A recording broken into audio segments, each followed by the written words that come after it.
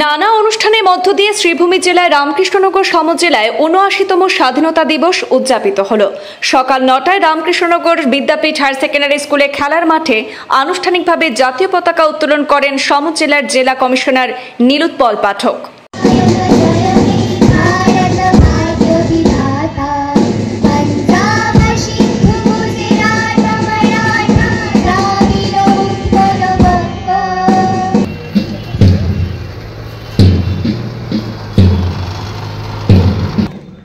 Platoon commander 2 Ramakrishnanagar NCC SD cadet platoon commander Jyotirmoy Roy number 3 जौहर नवोदय विद्यालय।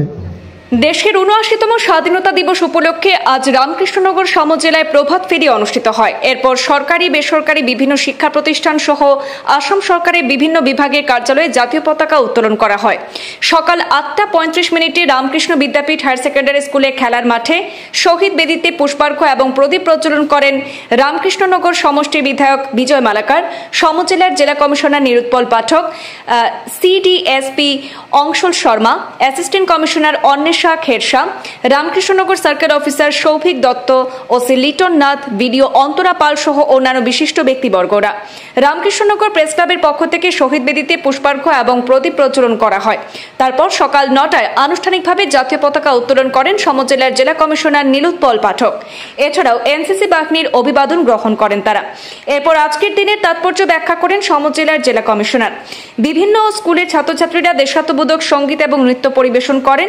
এনসিসিতে ভালো প্রদর্শন করা প্রথম স্থানাধিকারী রামকৃষ্ণনগর কলেজ, দ্বিতীয় স্থানাধিকারী আইটিএল হোম ইংলিশ মিডিয়াম এবং তৃতীয় স্থানাধিকারী জওহর নবোদয় বিদ্যালয়ের ছাত্রছাত্রীদের পুরস্কার তুলে দেন জেলা commissioner, assistant commissioner, CDSP, circle officer সহ অন্যান্যরা।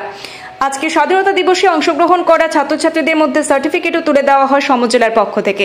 আন্তরিক শুভেচ্ছা ও অভিনন্দন জানাচ্ছি। আজ 15 আগস্ট 2025-এ আমরা ভারতের ৭৯তম স্বাধীনতা দিবস উদযাপন করছি।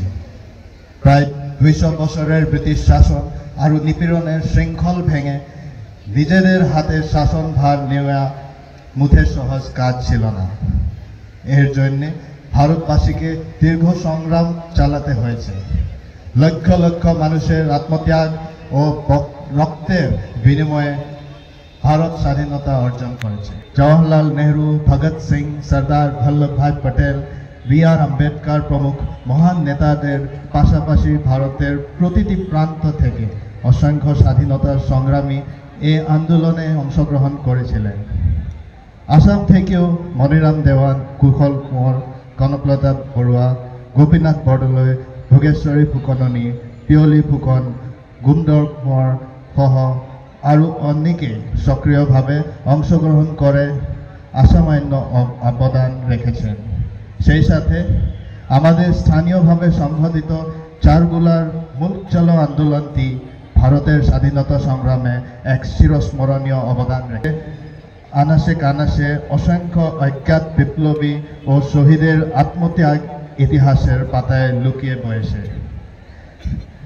অতএব আজকের এই মহৎ দিনে আমি সকল পরিচিত আর অজ্ঞাত ও স্বাধীনতা সংগ্রামীদের প্রতি গভীর শ্রদ্ধা ও কৃতজ্ঞতা জ্ঞাপন করছি এবং তাদের অনন্য আত্মত্যাগ ও নিষ্ঠাকে স্মরণ করছি।